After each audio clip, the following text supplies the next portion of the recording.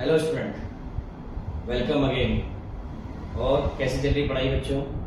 और मुझे पूरा विश्वास है कि ये वीडियोस जो मैं डेली डाल रहा हूँ ये आप अपने मैक्सिमम फ्रेंड्स को शेयर कर रहे होंगे और ये वीडियोस का सबको फायदा मिल रहा होगा। अभी भी कुछ फ्रेंड्स आपके बच गए हैं तो प्लीज उनको ये वीडियो आप शेयर करें, बिकॉज ये क्लासेस चलाने का मेन मेरा मोटो है कि सबको बेनिफिट मिले और इजीली उनको सब चीजें समझ में आ जाए। इसीलिए मैं छोटी छोटी वीडियोस डाल रहा हूँ। अभी तक लगभग हमारी 5 से 6 क्लासेस हो गई है।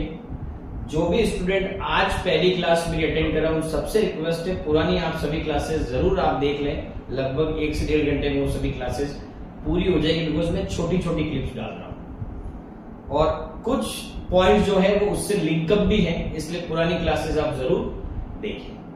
आज बच्चों 2 इंपॉर्टेंट जो टॉपिक है उस पर मैं बात करने वाला हूं और उसके अंदर एक टॉपिक है वो है rent paid to partner and second जो टॉपिक है वो है आपका मैनेजर्स कमीशन। दोनों ही पॉइंट इंपॉर्टेंट है, बट ये क्वेश्चन अलग से नहीं आते हैं, क्वेश्चन के अंदर ही इनका ट्रीटमेंट होता है, तो आपको समझना बहुत जरूरी है। सबसे पहला सवाल तो एक, हम पार्टनर को रेंट देंगे क्यों?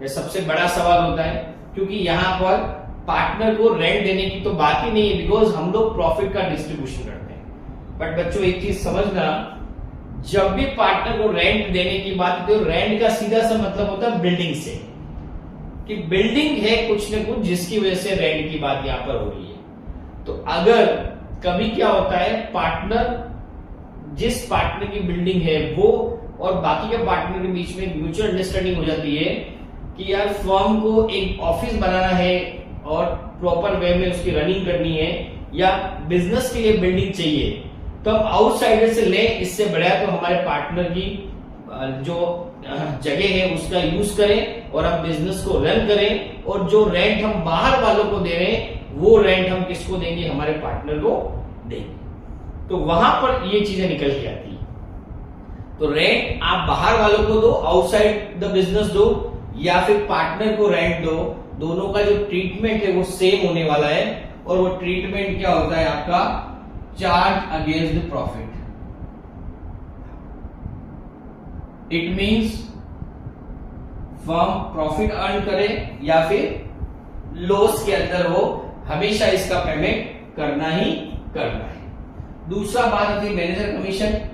Manager is employ of the firm, तो वहां पर भी सेम है कि फर्म प्रॉफिट अर्न कर रही है लॉस में, मैनेजर अगर अपना काम कर रहा है तो उसको हमें सैलरी देनी है, तो उसका भी ट्रीटमेंट क्या होगा आपका?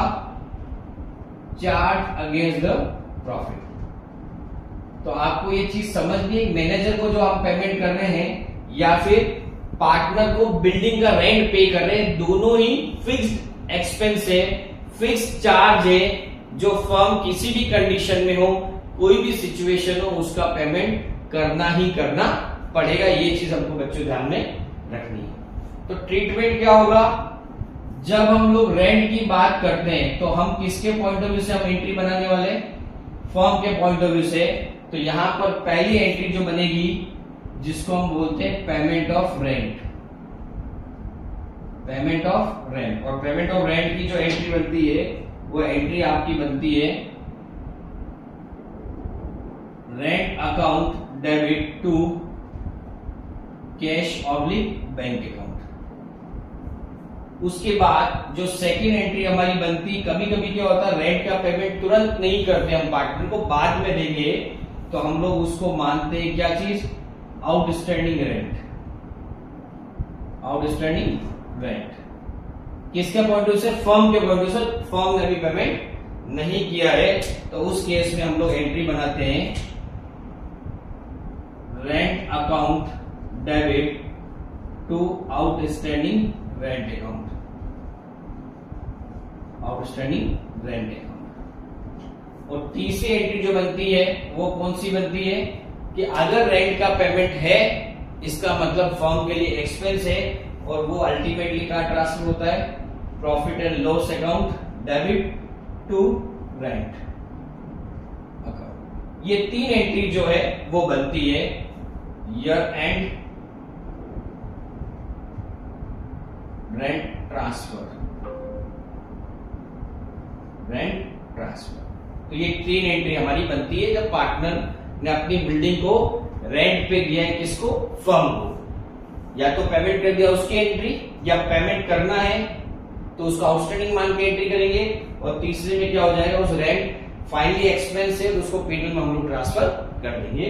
इस केस में एंट्री बनेगी रेंट पेड टू पार्टनर, यानी कि पार्टनर ने बिल्डिंग दी, उसके एवज में फर्म रेंट पे कर रही है। दूसरा ट्रीटमेंट वही मैनेजर कमीशन का। तो मैनेजर को जो हमें कमीशन पे करना है, या तो मैनेजर कमीशन की बात करें या मैनेजर्स सैलरी की बात करें, दोनों चीजें एक ही होती है।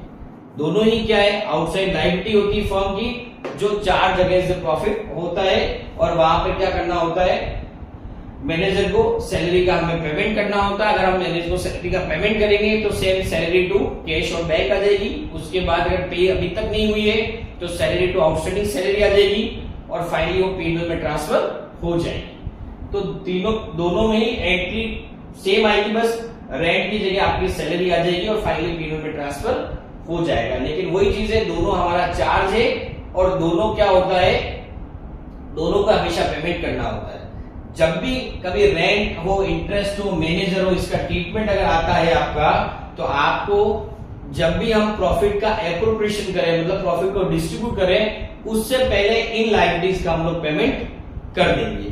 ताकि इन लायबिलिटीज का पेमेंट अगर हमने कर दिया है, इसका मतलब कि हमारा प्रॉफिट कम हो जाएगा, और जो बचेगा वही प्रॉफिट हमारा पार्टनर्स में डिस्ट्रीब्यूट हो जाएगा। आई होप बच्चों ये दोनों पॉइंट आज आपको क्लियर हुए होंगे, और मुझे पूरा विश्वास है आप ढंग से अच्छे से पढ़ाई कर रहे हो, इन छुट्टियों का फायदा उठा रहे हो, और इन क्लासों का बेनिफिट भी आप उठा रहे हो। फिर भी कभी किसी पॉइंट में, किसी टॉपिक पे डाउट है तो आप जरूर मुझे कमेंट करें, मैं दोबारा उस पर वीडियो लेके आऊंगा। आपका अपना अविनाश है। Thank you so much.